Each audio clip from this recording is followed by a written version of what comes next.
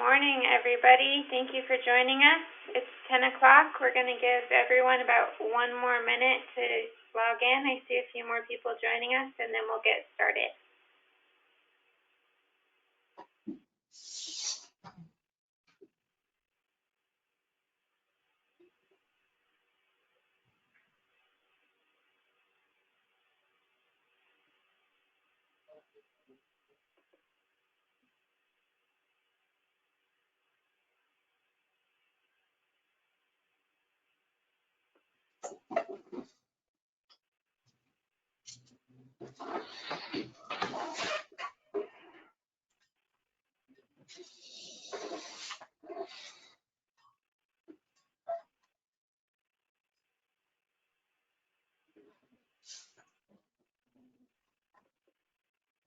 Hey, Mike.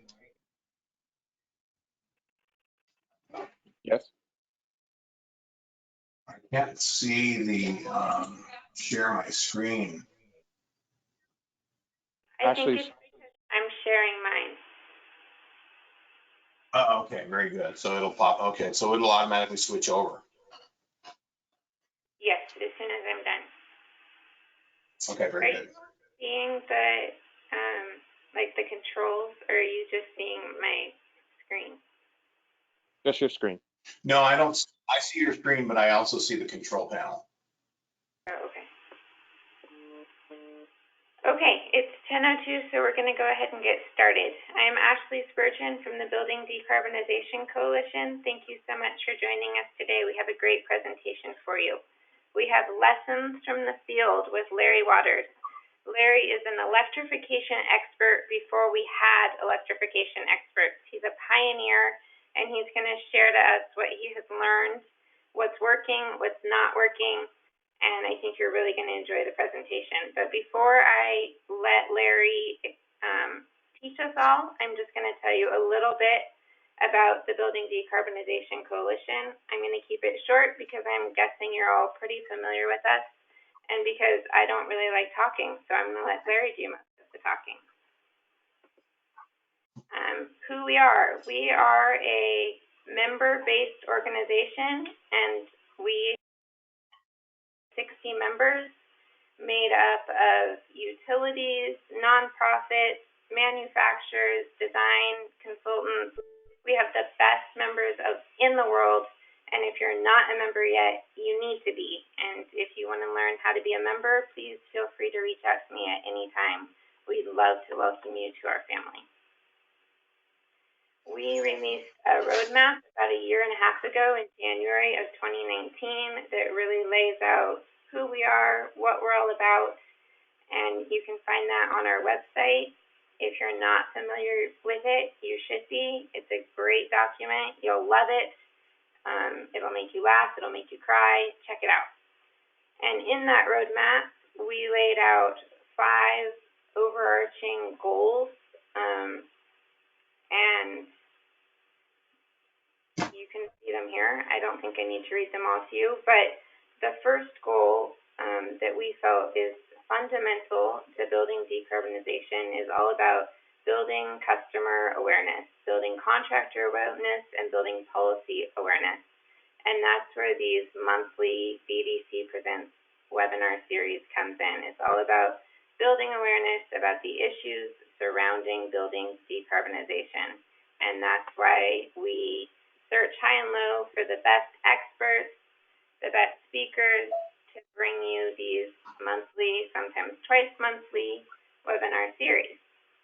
And we have another one coming up in November from Ready Kilowatt to Gumby Kilowatt, where Tanya is going to teach us how grid-connected, flexible, efficient, all-electric buildings can speed the adoption of renewable energy on the grid and what is standing in the way. And then, in addition to our monthly BDC Presents webinar series, we're launching a new webinar series that's going to be focused on the CPUC gas transition proceedings, and those are going to meet every Wednesday, roughly, at 11 a.m., and they start in just a couple weeks. And you can read all about them on our website, buildingdecarb.org/upcoming events. So we hope you'll join us for these. They're going to be great, and you won't want to miss them. So before we get started, we just have a few webinar logistics. We've had over 150 people register for this webinar, so you're all on mute. Please ask your questions either via chat or on our new platform here. There is a question box, and I will moderate your questions at the end and make sure that Larry answers all of your questions. Also, the webinar is being recorded, so don't ask anything or say anything that you don't want to be recorded. And members of the coalition can access the PowerPoint and the recording through the member portal of our website. That is just one of the many benefits you get by being a member of the coalition. So this is my last plug for becoming a member of the coalition. If you're not, you need to be. And that's all I have to say. As I said, public speaking, not my thing, so I am going to let Larry start talking now. So I am going to stop sharing my screen, and I'm going to make Larry.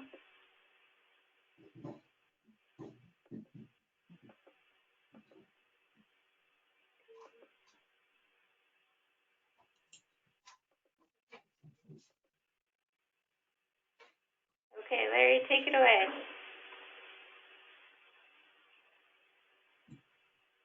All right, good morning, everyone, and thank you for joining us today. I know time is valuable for everyone, and carving out a little bit to watch us today is really cool. Thank you so much. I'm Larry Waters. The name of my company is Electrify My Home. I'm currently affiliated with an existing contractor here in Fairfield, California. We're serving the whole greater Bay Area. You see my contact information here, my email address, and then my VP of Business Operations email address below that.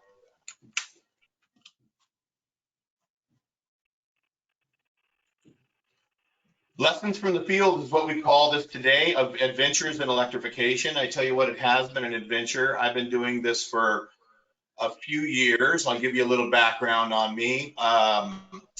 I've been a service technician in the industry for quite a while. You can see here in the middle picture, presenting to some homeowner workshops.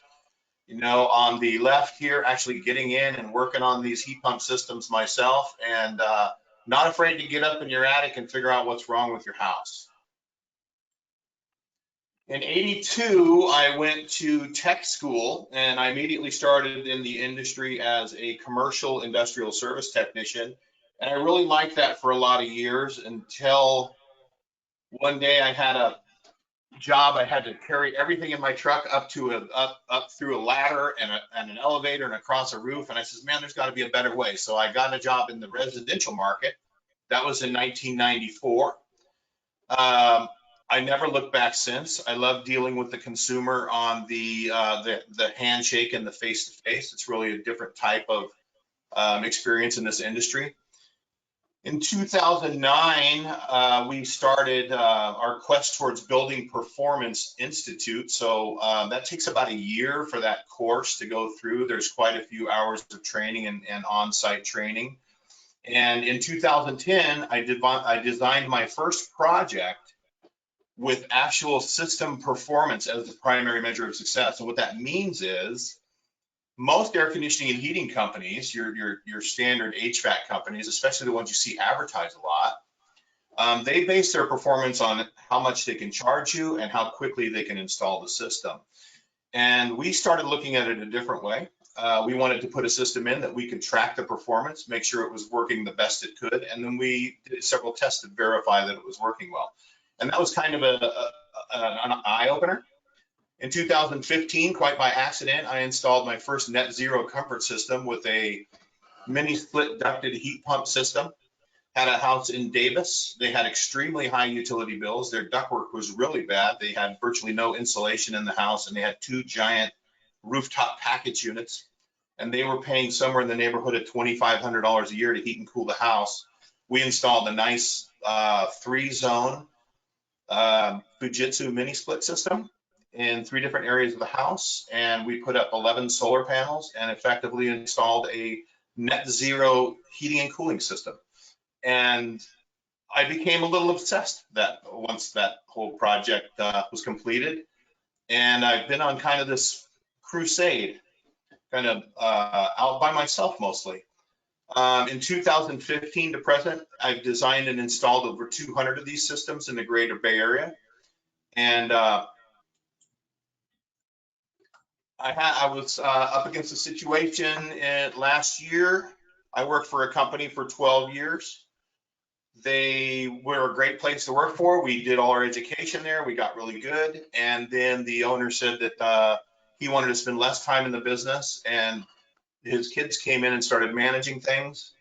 And the great kids, I grew up with them. They were little kids when I went to work there, but they were destined to relearn old lessons. And they, you know, I just felt like it was time to retire. And after I made my retirement date, I couldn't wrap my head about being retired. Through talking to some people in the industry, including Panama and others, I realized that I have a voice in this, and that I needed to stick around and help push electrification forward.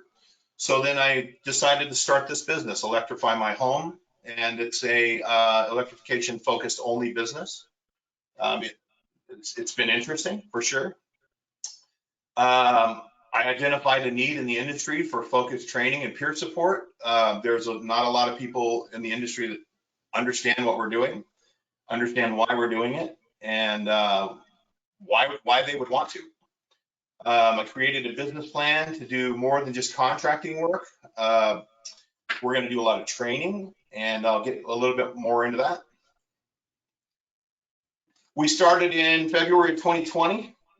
Perfect time to start a new business right before the entire economy changes and people, have to change their entire lives and stay home. And the pandemic accelerated technology changes.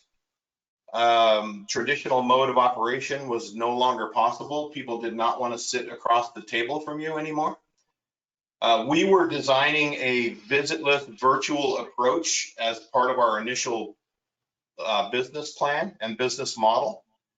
We have a website that has a really robust data gathering portal, and it was our plan to cater to busy people that wanted to get some information on systems without having somebody come out and bother them. And really, we were ahead of the curve on that. But once the pandemic happened, everybody had this virtual approach. But we were actually working on it way back last year. We were planning that part out. Home health, comfort, and safety became essential to all homeowners. It was a little harder to get in the house. Our initial March and April, there was a pretty significant dip.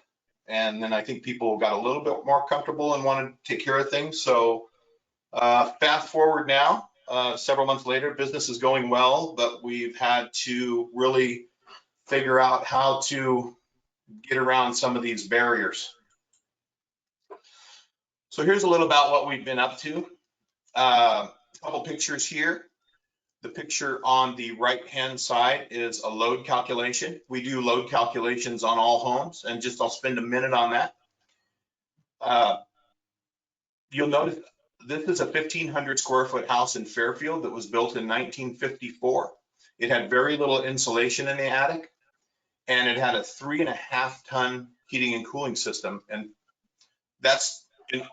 when we look at a 3.5 ton system, that's big enough for a 2,500 square foot house.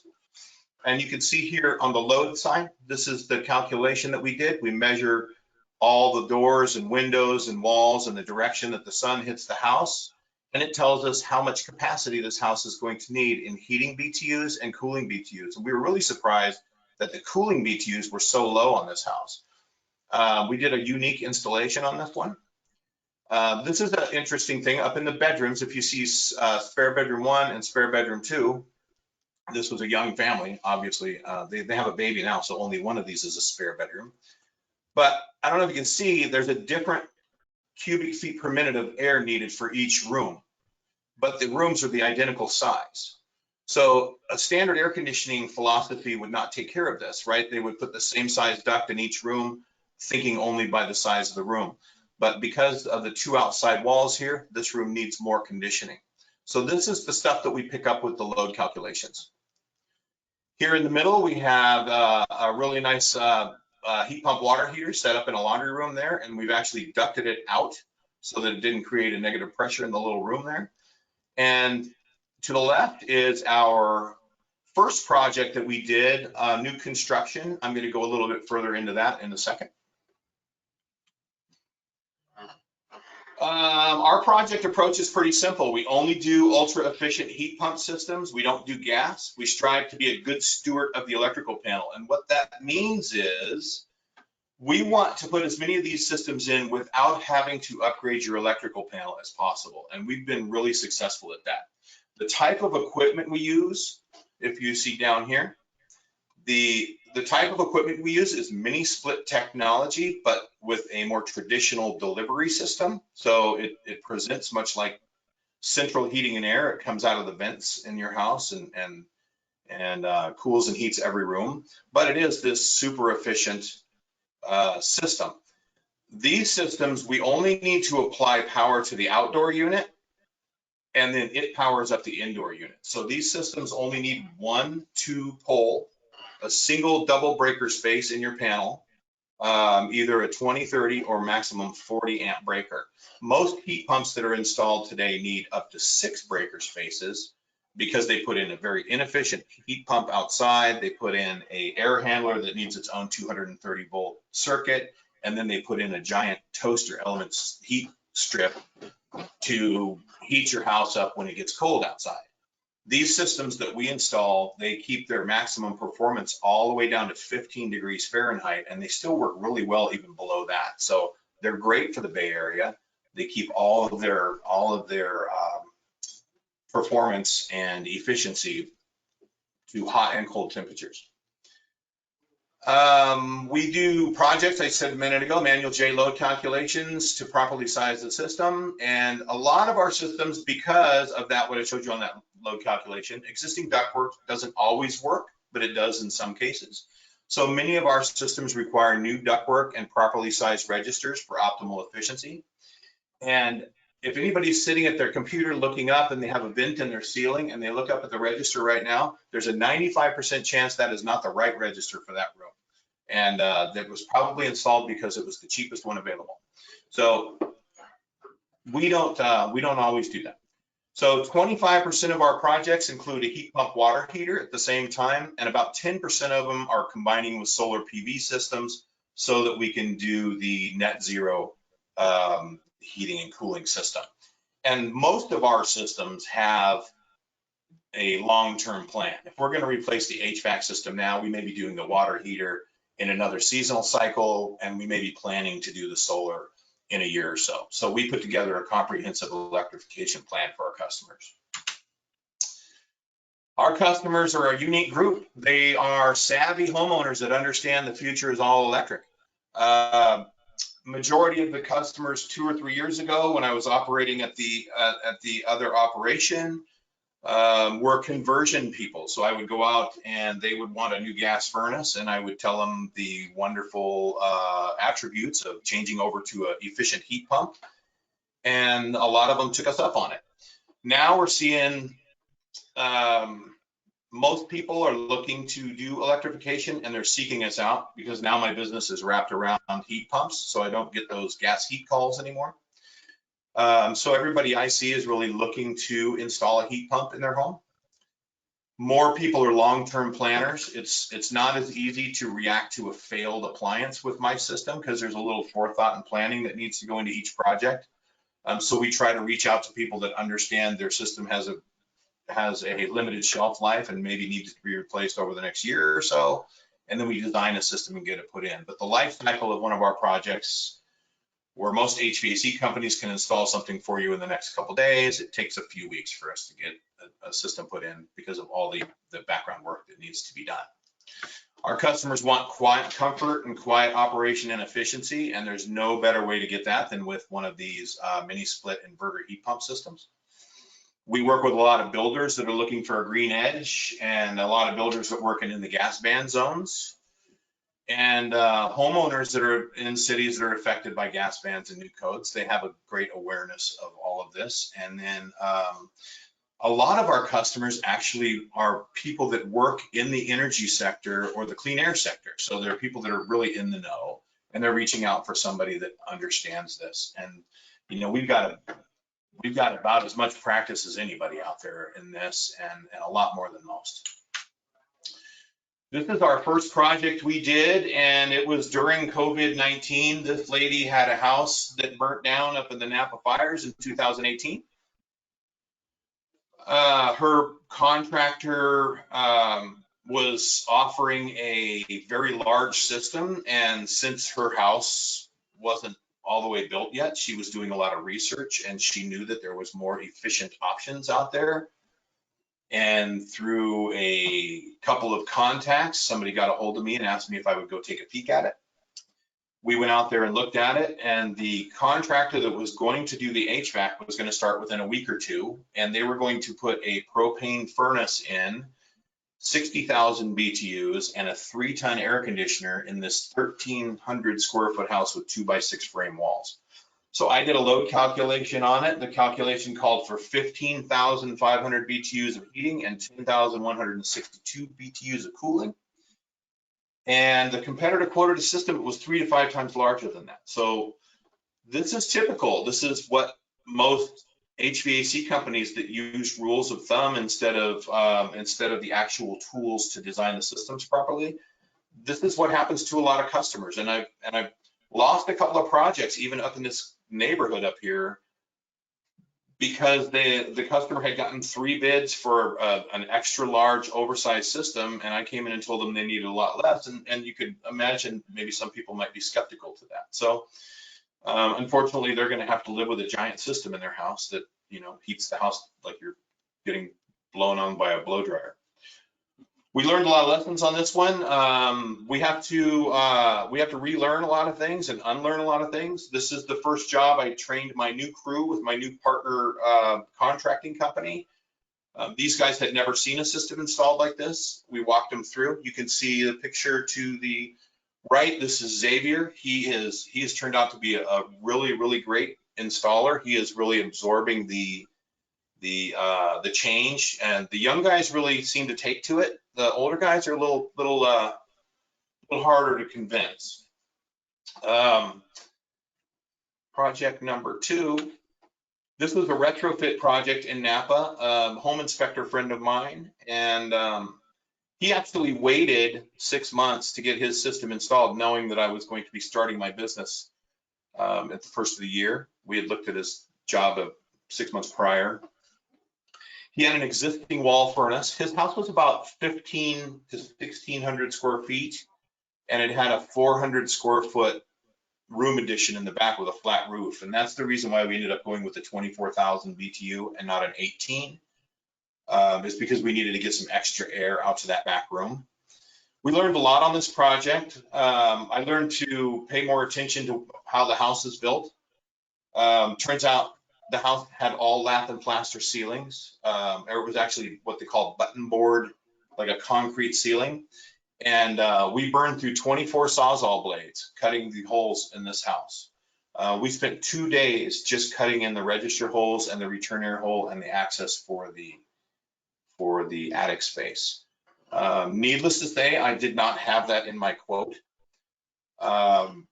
I was able to train my new team members on some very important things, like how we take care of a customer's home, how we put the protective board on the floor when we're working in the home, and how we cover everything up, and we go the extra mile to make sure the dust is mitigated.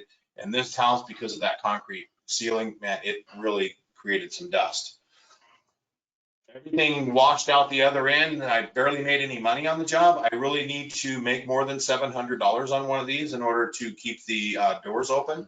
But I figure it was an investment in my guys' training. And, you know, we learned that costs need to be managed more tightly and we need to pay a little bit more attention to things. That was my bad. So some of the challenges that we've faced in this so far is there's a skilled labor shortage.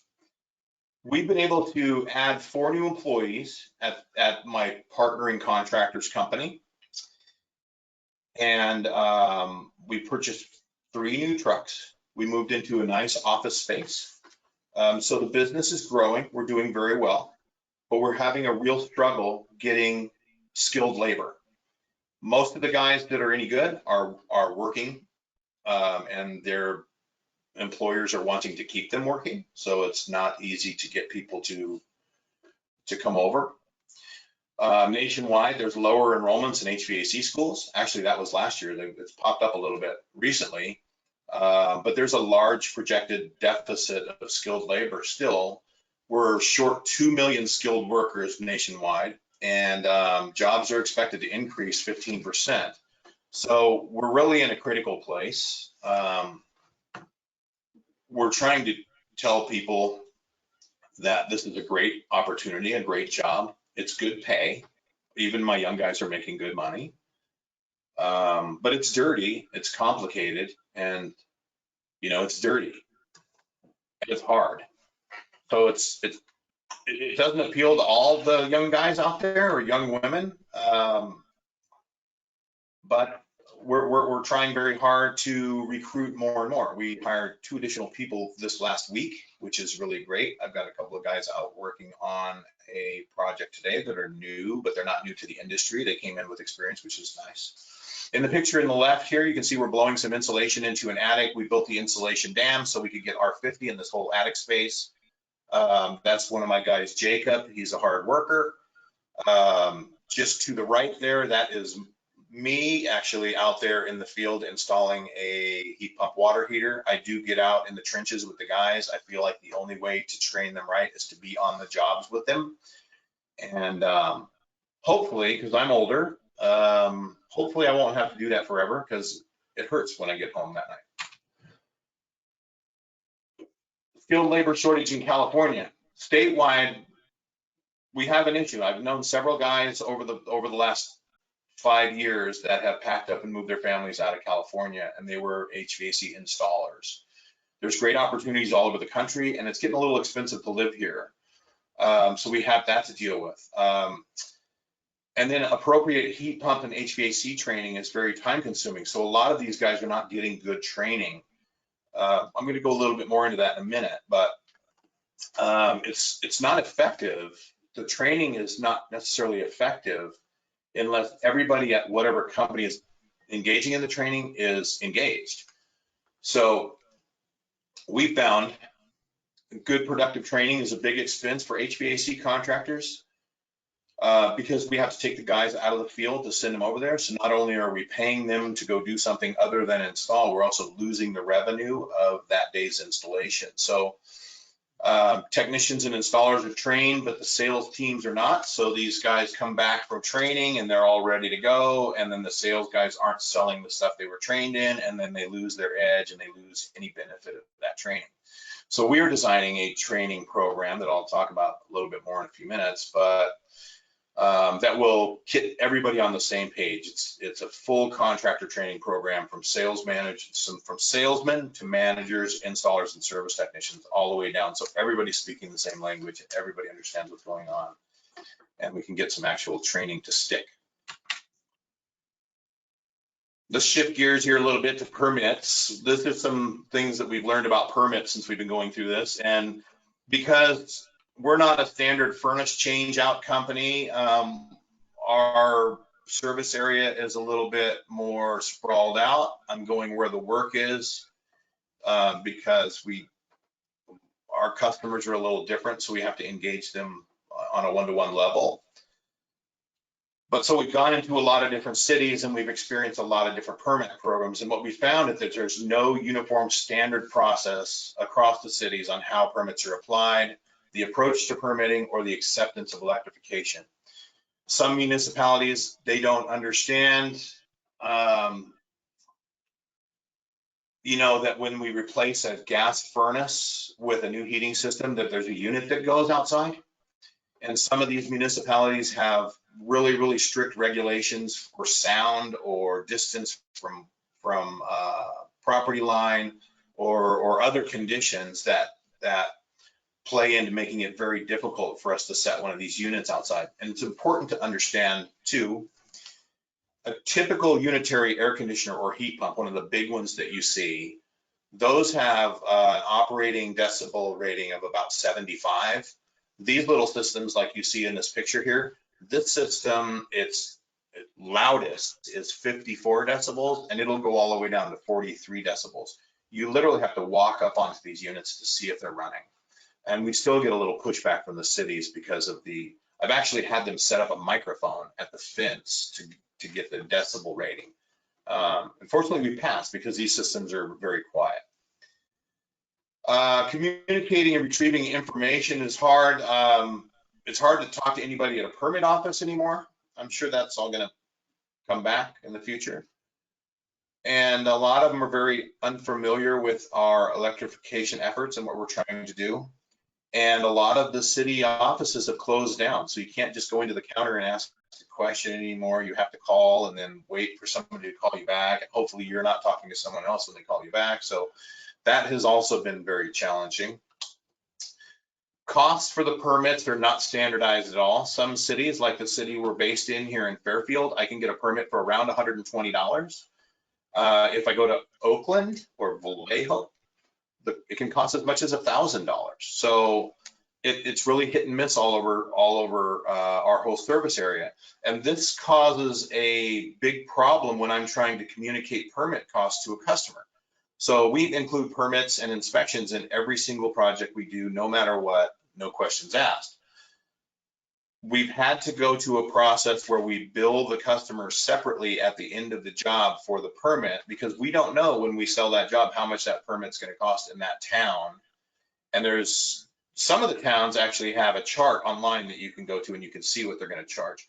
But most of them, we don't know what they're going to charge until we pull the permit. And that's a problem because we have to explain the total cost to the customer. So we don't charge one price and then take a difference if there's a difference in the permit fee.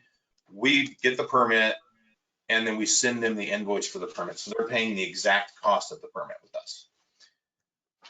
For personal experience, I've seen inspectors fail projects without understanding what we're doing because it's very different. We had a big pushback about burying ductwork under insulation in the attic space early on. That was a huge one because it went against the common notion that you should be strapping the ducts up in the hottest part of the attic. It just doesn't make sense from a building science perspective. We've kind of gotten past that one. But there's other like load capacity things. And I had a customer in Corte Madera recently, and the inspector had to be convinced that the system I was putting in would actually work in the house. And so I had to show him the load calculations and all that over and above what I submitted to the city. We found that generally the sentiment in the trade is that municipalities kind of they kind of put out their clean energy goals and then put obstacles in the way of the contractor trying to help homeowners meet them through some of the things that I've explained already. So that's a huge problem as well. And we've had inspectors actually tell customers that they made a mistake by buying a heat pump, putting in their personal opinion on gas when they don't really understand what's going on, because even the building inspectors don't understand what's happening with decarbonization. Others indicated that something was wrong because they didn't understand what they were seeing or how it was designed to work. Solar utility. So this is a challenge for us as well. So when we're going into a house, we're commonly decarbonizing. I may be removing a gas water heater and a gas furnace and putting in electric appliances that will do the same job, but now we're going to use more electricity and less gas. There's not a clear and definitive way for me to communicate with PG&E about adding additional load when we are sizing a solar system. Not a way that I've found. They really want to restrict a PV system to 110% of the homeowner's historical electrical consumption. And I mean, we lay it out right here. The typical Bay Area electrification conversion will add roughly 4,500 kilowatt hours a year.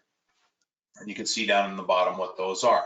The ducted heat pump, in most of the ones that we install, because this is the mini split technology, a traditional unitary heat pump system will use more than double this. But a traditional, or one of our heat pump ducted systems adds about 2,300 kilowatts annually.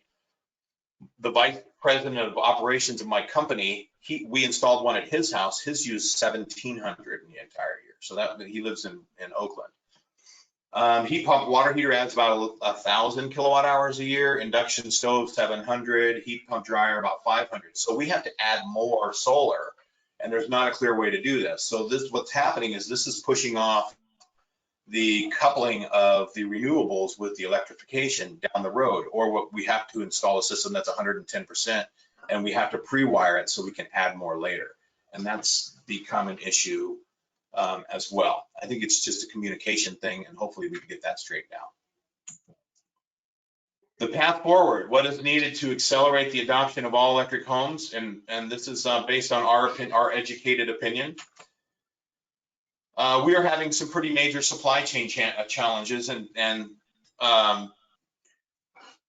heat pump air handlers are much like toilet paper was 6 months ago. You can't find them anywhere.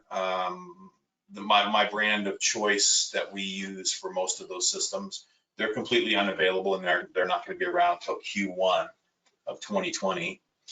So the temporary shutdowns of the factory caused the backlog. Now they're up and running and manufacturing again, but they're having supply chain issues of their own, getting the parts to build them. And there's additional contractors out there that are touching on this heat pump thing, which is causing a higher demand. And then we have the pent up demand from a lower business for several months. So we are facing a massive shortage of air handling units. It's weird because I haven't heard anything about a shortage of traditional gas furnaces. I guess that's because it's not winter time yet, but that's a good thing. Supply chain normalcy not expected till Q21. And there's other brands out there and other systems out there that we could try, but I don't like to beta test things on my customers. So I want to put in what I know works and what I'm familiar with. And there's options to do that, but it's the equipment is definitely getting scarce. Rebates and incentive programs. Now, this is a big deal. The BayREN program is the rebate program of choice for the 9 Bay Area counties. And a lot of you may know that there's been some politics kind of involved with the gas conversion, what we call fuel switching over the years. And I think in 2018, they finally said, you know what, we're going to allow fuel switching on some level. Well, because of that, the way things work took about a year before we saw anything, and it was really kind of disappointing. The energy saving goals of the incentive programs do not align with decarbonization goals, and it creates gaps that delay electrification. And I can see why that is. They want to save energy. They understand that changing from a furnace to a heat pump does save some sort of energy, but they're still not letting us put a heat pump into someone's house that had just a furnace and put a heat pump in unless they had an air conditioner as well.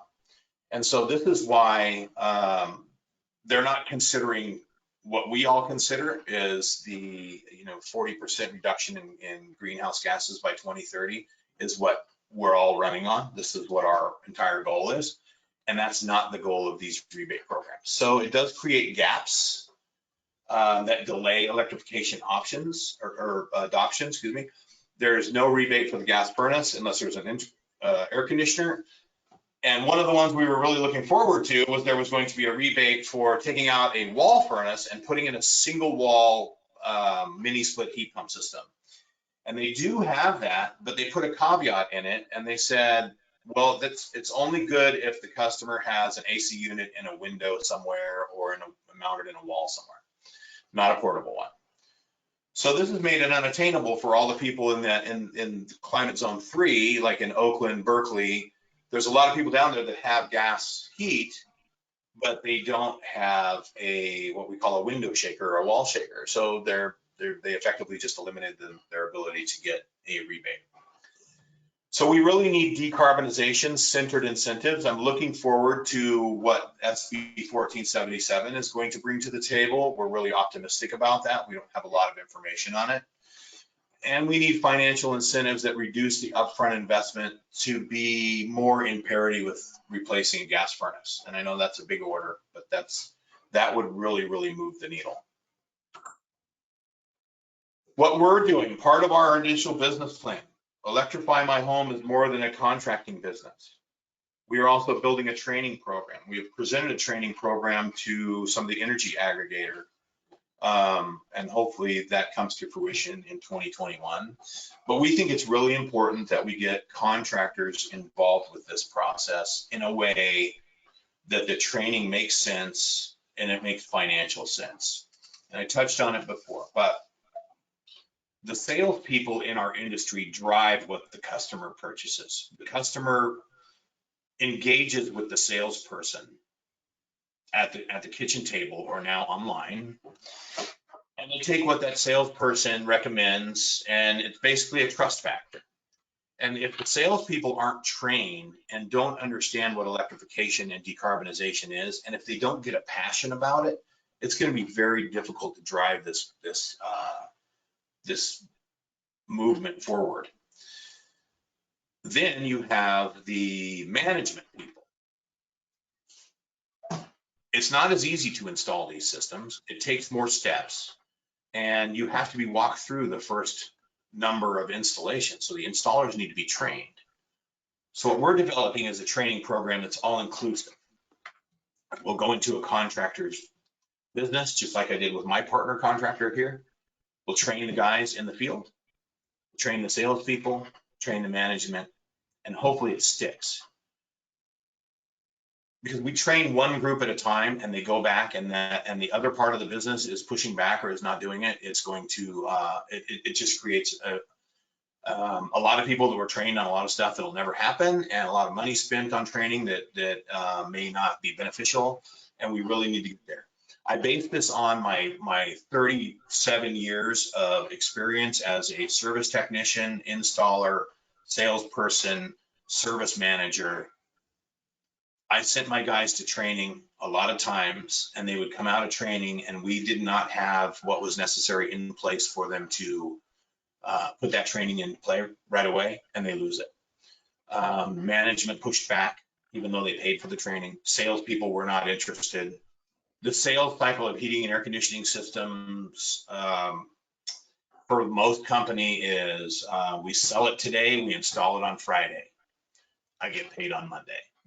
These systems don't work that way. When you have to design the system and do a load calculation, and especially when we have supply chain issues, there's a life cycle of this job. So my salesman may sell a job today, and we might not install that job till 3 weeks from now. So we get a lot of pushback from the sales guys on that way, because they really want to sell Monday, install Thursday, pay Friday. So we have to work on that. We're working on a training program to get around that. Our training program we want to help people understand the passion of doing this and not just the paycheck. So we're doing soft skills, sales communication, why and how, management and principal engagement, and a subscription service to the contractor and on-site ongoing support. We think that this training program will help push electrification forward way more than just the onesie-twosie training that you might give a couple of people at the shop. I think I've beat that dead horse up pretty good. That's my presentation. I'll take any questions you might have. And we've had a few questions, and I'm sure a few more will come in. But first question, what are your thoughts for heat pumps or electric water heaters in high altitude and cold climates like Tahoe?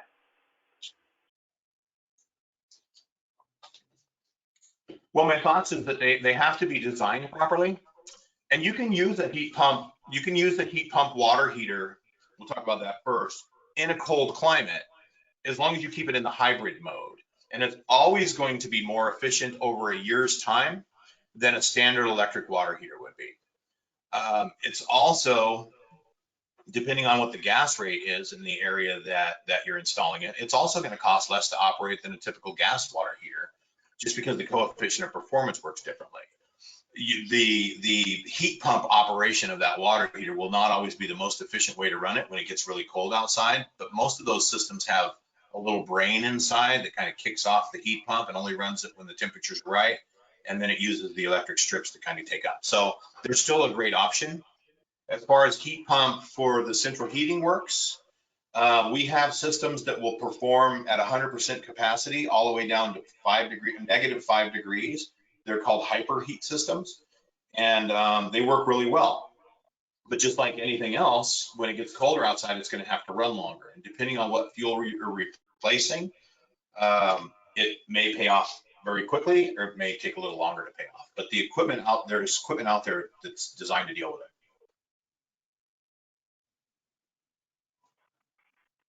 Great. What program do you use for MAL-J load calculations? Manual J and Manual D load calculations, we use RightSoft because that's the ACA approved system. And we go out to the house and we do a manual measurement. We measure the windows, we look at the insulation, the walls, the distance of wall in relation to the azimuth of the sun at the particular house. It's an easy way of, which way is your front door pointing. And we key it all in by hand, and we're pretty good at it. And it tells us exactly what size system you need for the house and how much airflow I need to put into each room. And that's why sometimes installing a new duct system is critical, because we have to be able to provide enough air or as little air as needed in some rooms.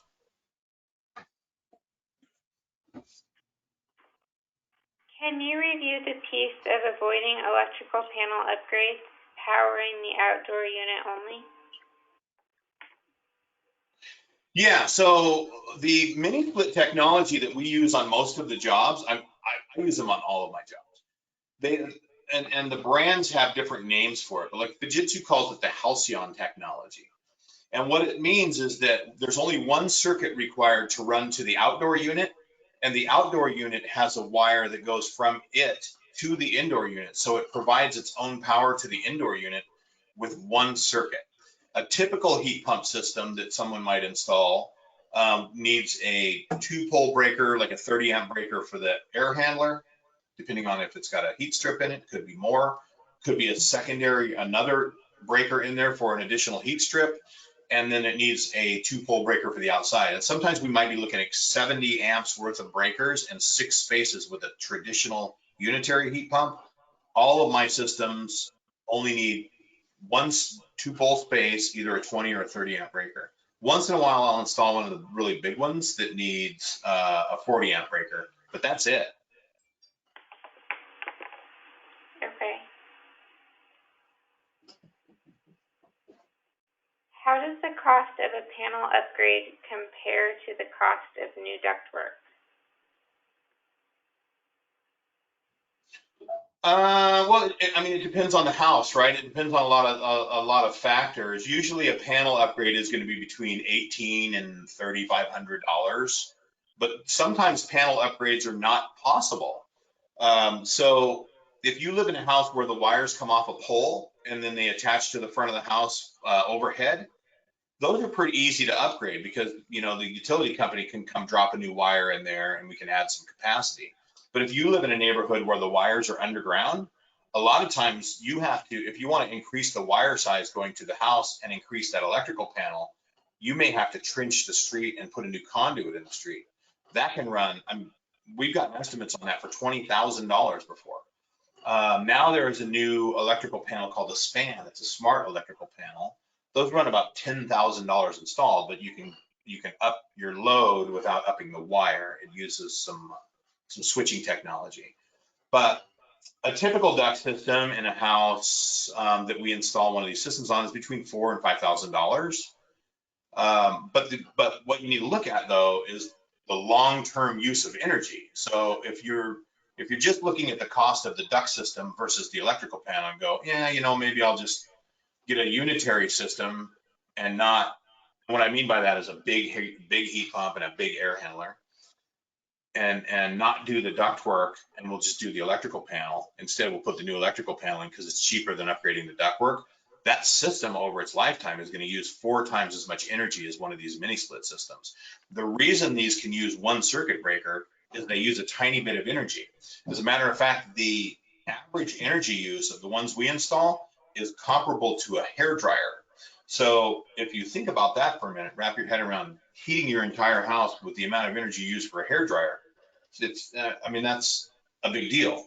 So our systems typically pull between 600 watts on kind of a mid-range, what we call nominal output, all the way up to 1850 watts when they're really pumping the power.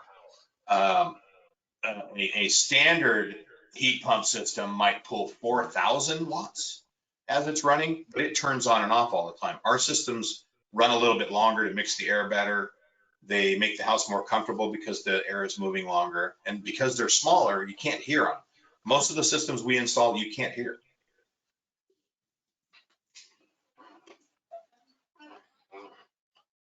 Larry, is your organization doing training for other installers or only for your own team? We're working on our installation. We're working on our installation and HVAC contractor training program as we speak. So that is part of our ongoing business plan. But right now, I'm concentrating all my training on my partner contractor now. You can see his logo up here. And we're building our training program inside this business right now, so we have a replicatable program, but we will have training available next year. And hopefully it'll be offset with some investment through the 1477 initiative, and hopefully contractors will be able to get some share of cost. That's fantastic. Yeah, we'll see. We're really hoping that's the plan that gets accepted. Here's another question about training. I don't know if you'll know the answer to, but maybe somebody else on the call will. It seems like high school tech schools should be training thousands of HVAC heat pump installers. Do you know if they are? Well, I mean, unfortunately, we're still in the infancy of this kind of our movement. When we go to, even when I went to HVAC school in 1982, we had a phase that was nothing but heat pumps, right? And it was like you learned the basics of heat pumps, but in 40 years, that technology has changed quite a bit. And now, rolling into the future, we're going to really rely on these. I can tell you unequivocally that I know that none of the high schools near us have any kind of a program like that, any immersion program. I know that there is Intercoast Colleges has an HVAC school close to me here, and I've had conversations with them about having a more robust program for heat pump training, but I just don't think we're there yet. It's a great idea. That's for that. Can you electrify an old house with gas boiler and hot water radiators with no air ducts? Yeah, we do that all the time. It's called a cut-in, and it's about, I would say 30% of our projects are cut-ins, and we do that. It's the same as a house that just has a wall furnace or a floor furnace. And we come out and design the system.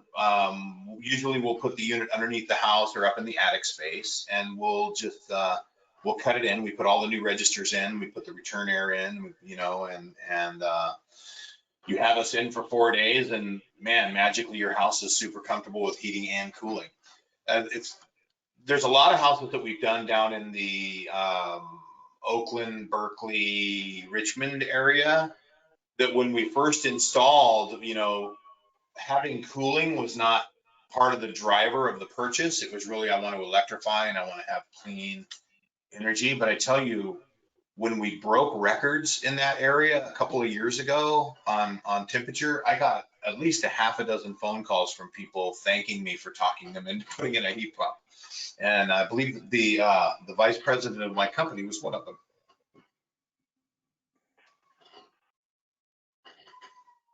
We have another training question for you. How different is traditional HVAC training versus what you think is necessary for quality heat pump installs?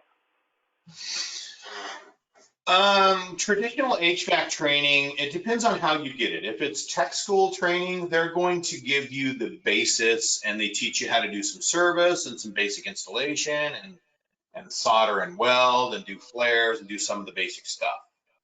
And it's really a foundation for learning more in your career.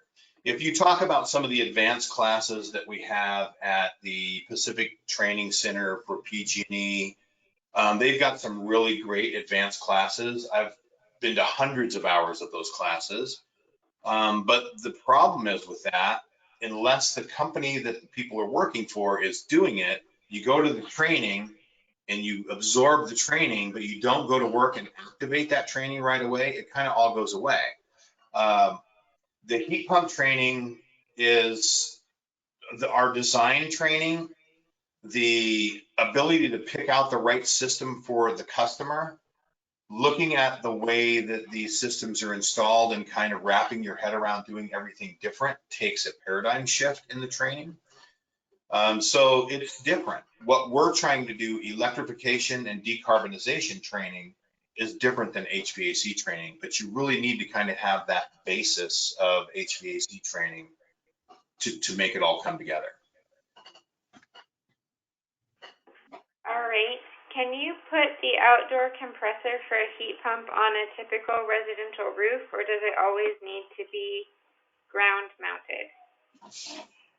Absolutely we can, and absolutely that's how we get around some of the noise ordinances and space issues that are in the more urban areas, right? Because there's certain standoffs that are required and there's noise levels that are required. So depending on if we can get the utilities up there and we can get the connecting pieces from the roof to where we need to have the indoor unit, we do it quite often. Okay, great. How different is installing in multifamily buildings versus single family? And what would be needed? Well, we do multifamily retrofit. So I do the like a fourplex condo. We'll do a couple of units in a fourplex condo. Usually it starts with one and then the neighbor sees what the other person did and we'll end up putting another one in. Those are a little bit different because of requirements with the property management and homeowners association, that sort of thing. And then getting things from point A to point B during the installation can be a little bit more challenging, but we haven't had one yet we couldn't do. We don't do any new construction multifamily stuff with heat pumps yet. My partner contractor is doing an apartment complex right now, but it was permitted last year, and so they're actually putting gas in that one. Much to my chagrin. But so I mean there's challenges with that. If we're doing multifamily build construction, there's configurations of these mini split heat pump systems that would work a lot better than what they're putting in there now, but the cost factor on those is what is the major driver. And you can still get a cheap, inexpensive, low efficiency heat pump system or heat pump outdoor unit and air handler with a heat strip for about 2/3 of the cost of one of these high efficiency systems. And so that's what most of the builders go with. But they're putting a lot of the multifamily that's being built right now is being built with heat pumps in it, just not high efficiency mini split heat pumps. Okay. How much of your business is heat pump water heaters? Is it just an add-on to the HVAC work, or would you do a job that is only the water heater? Oh yeah. No, we've done about 20% of all the jobs we do contain one of the water heaters as part of the scope of work. We've also done standalone ones it's absolutely no problem. We'll do a standalone heat pump water heater as well.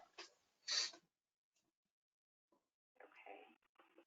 All right, well, I think we have time for a last question, and then we're gonna call it the hour. Are there any best practices you recommend incentive programs adopt to best support electrification?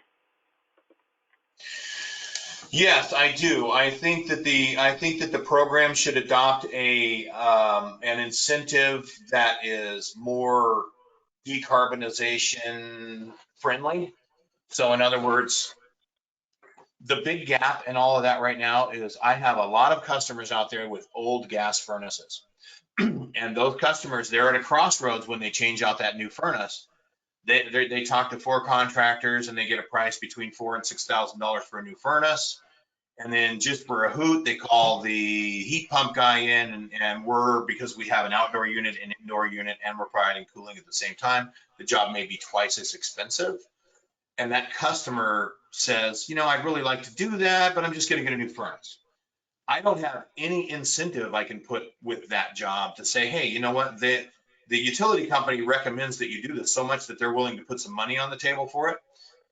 If it's just a standalone gas heater, there's no benefit, there's no incentive. So a lot of people are buying a new gas furnace, which is setting back our electrification and decarbonization goals. Every time somebody buys a new gas furnace, they're putting the midlife of that gas furnace in 10 years, when what I call the natural gas Armageddon, when gas prices are going to explode over the next decade. And these people unknowingly are moving in, they're buying an appliance that's going to cost them far more to operate than the heat pump would, but there's no benefit to kind of close the gap. So that's a major thing that we're running into. Is customers will say, well, if it's that good, then why aren't they giving a rebate for it? So that's the biggest thing I could say, is have something that was efficiency and decarbonization centered so that we can actually get some incentives for those people with just furnaces. Great. Well, we've had several more questions that we didn't get to, but it is the hour. So Larry's email and contact information are on your screen, as well as his phone number. So I encourage you to get in touch with Larry to ask the rest of your questions. Thank you, Larry, for taking the time to teach us and to answer all of our questions. And thank you to all of you for joining us. This has been a great hour. All right, thank you guys. Thank everybody for spending the time with us. It's been fun, and thank you, Ashley. And we'll continue our movement through the Building Decarbonization Coalition. Well, we're really grateful for you and your support and everything you're doing to push the movement, Larry. You're great. Thank you. Have a good day. You too. Bye, everybody.